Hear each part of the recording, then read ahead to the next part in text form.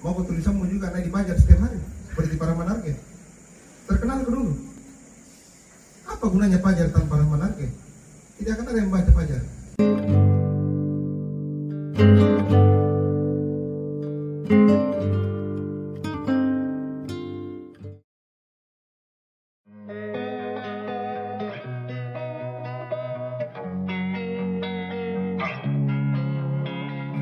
Losing time, I'm fading fast. I just wanna make it last. Try to let go of the past. I close my eyes, embrace the blast. Sleepless nights and headaches stack. Restlessness to hell and back. What's my purpose? What do I grab? A slippery surface, a heart attack.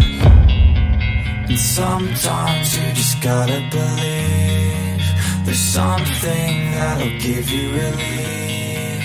There's something that'll have what you need. What you need. We're broken, it's tragic. We're not all elastic, but maybe there's magic. Believe you could have it. And I know of sadness, the anxious and panic, the infinite vastness of all that is blackness.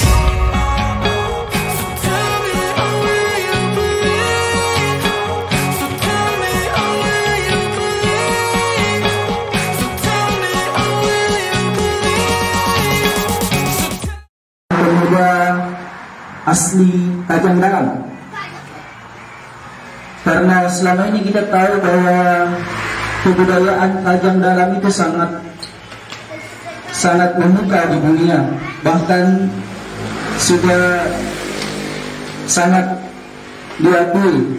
Jadi malam ini Rusli Malaka, penulis buku Labunda Bunga, akan kita bedah bukunya malam hari ini. Pembedah malam ini ada Kak Amli Kalamai, Salim Mahwadis, dan sementara kita menunggu juga Kak Andika Mapasamba untuk bagaimana kemudian sebentar kita berbincang bersama-sama. Salam serta salawat kalau kita kirimkan kepada Nabi Muhammad SAW. Beliaulah sebenarnya bapak literasi yang harus kita banggakan pada hari ini. Semoga kita semua termasuk hamba-hamba dan umat dari baginda Nabi Muhammad SAW.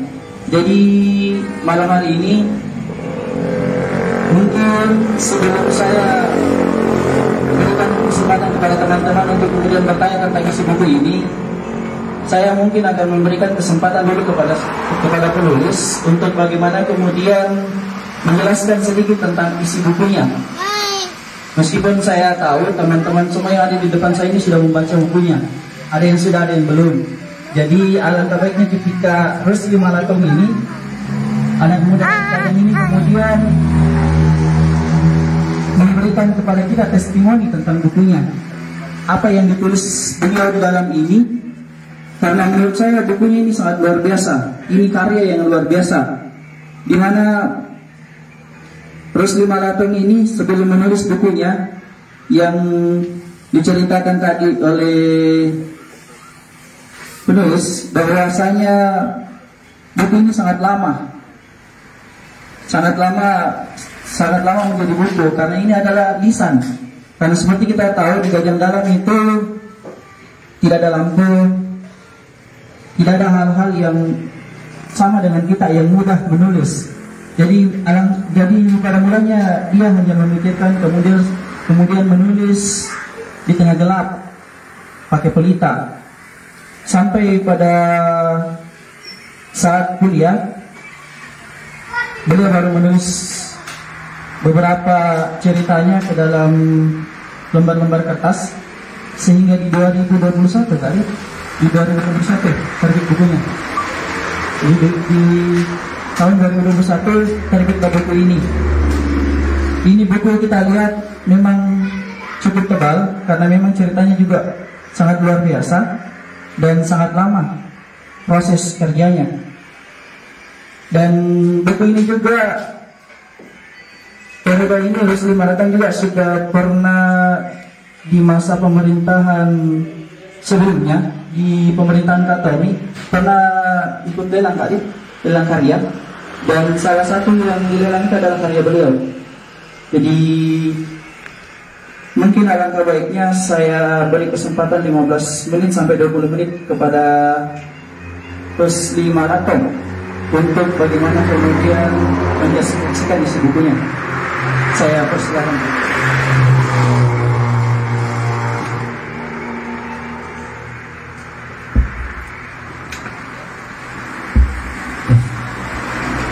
Baik, terima kasih.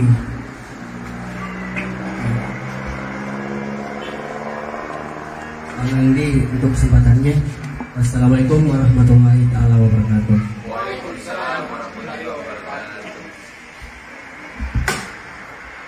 Jadi sedikit tadi sudah ada pengantar dari Bang Andi mengenai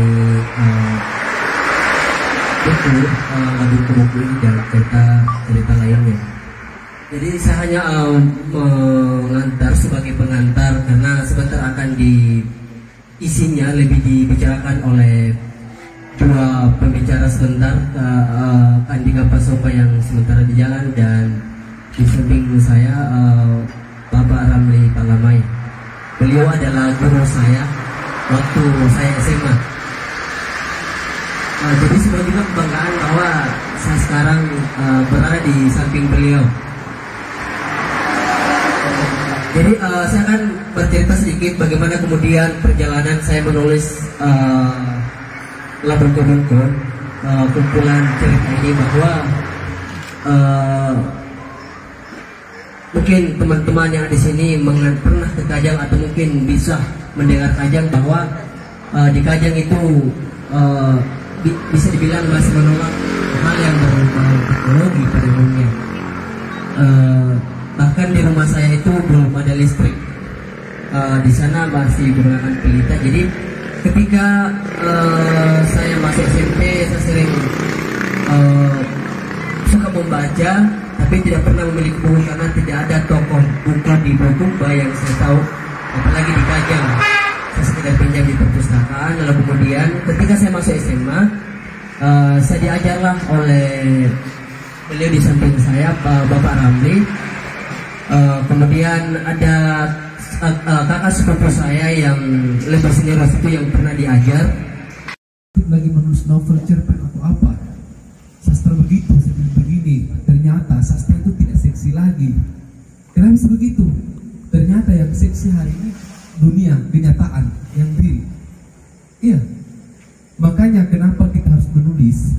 Karena mencari inspirasi itu tidak lagi kemudian menjadi hal yang susah. Sastra yang real adalah kehidupan kenyataan hari ini. Itu sastra yang real. Dulu dibilang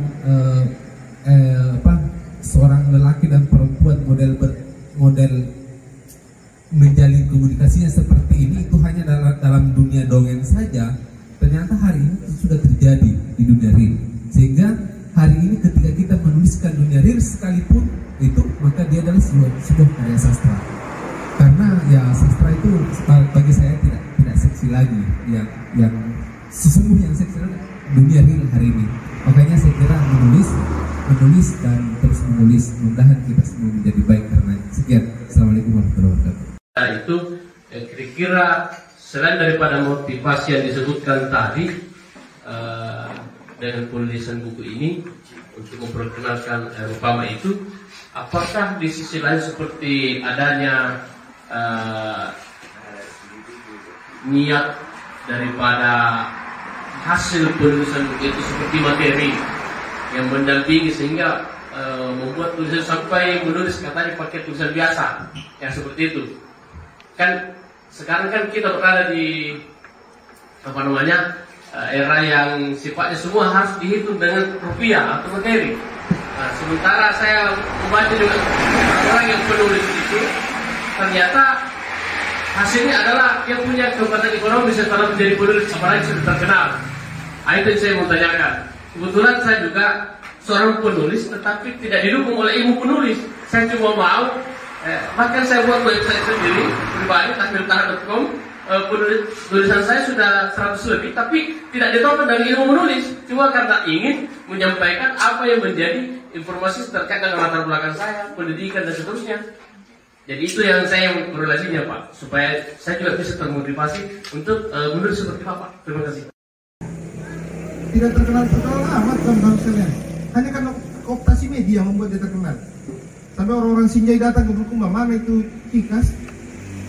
Kita sendiri tidak merasa bahwa itu penting. Tidak akan ada yang mati kalau tidak makan gorengan Cikas. Atau menulislah, menangislah, dan dunia ini akan baik-baik saja. Sampai kau menangis darah sampai mati, dunia ini akan baik-baik saja. Bulukumba tidak akan bubar hanya karena tidak ada gorengan Cikas. Dan tulisan Anda, kalau Anda tidak menulis, Bulukumba ini tidak akan kehilangan apa-apa. Ini bukan merendahkan sekali lagi, tapi mempertanyakan nilai. Apakah kita bernilai? Menulis 1000 tulisan itu bernilai enggak? Ingat loh, saya ingat sekali lagi bahwa hukuman paling ringan katanya di neraka itu adalah ditaruh api di kaki, mendidih otak di kepala. Dan salah satu kebahayaan penulis itu, harusnya saya nasihati diri saya sendiri, menyampaikan sesuatu yang dia sendiri tidak melaksanakannya. Contoh, wahai para pembaca sekalian, marilah kita sholat duha, sholat tahajud. Jangan sampai saya tidak melakukannya, dosanya jauh lebih besar. Para ustadz misalnya menganjurkan sholat tepat waktu, dia tidak sholat tepat waktu, lebih besar dosanya. Itu maksud saya. Jadi, apakah terkenal dan bernilai materi? Gini bos, setiap saya melakukan perjalanan beberapa tahun belakangan, saya bilang, ya Allah, selamatkan saya sampai di acara itu karena saya ingin membaca salawat walaupun hanya 1 kali. Bukan, ya Allah selamatkan saya sampai di acara itu karena sebentar saya dapat amplop. Bukan. Tapi selamatkan saya agar saya sampai di sana menyampaikan kebenaran tentang salawat. Alhamdulillah selalu lancar perjalanan. Maksudnya apa? Kan begini, barang siapa bersalawat, Allahumma shalli ala sayyidina Muhammad, Allah akan mengangkat 10 derajat, memperluas rezekinya, mengampuni dosanya. Artinya apa? Kalau kita berbuat sebagai sebuah bagian dari sedekah pengetahuan. Ingat, orang yang bertajam bersedekah, Allah akan membalas jauh lebih besar.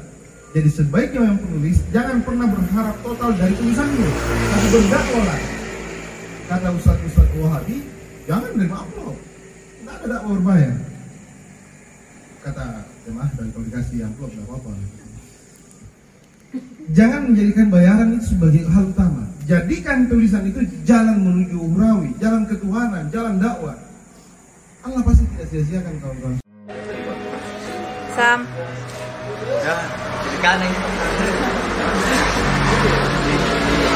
Losing time, I'm fading fast. I just wanna make it last. Try to let go of the past. I close my eyes and face the light. Sleepless nights and headache start.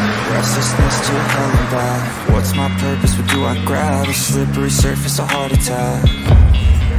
And sometimes you just gotta believe. There's something that'll give you relief. There's something that'll have what you need. It's tragic, we're not all elastic, but maybe there's magic. Believe you could have it, and I know of sadness, the anxious and panic, the infinite vastness of all that is blackness.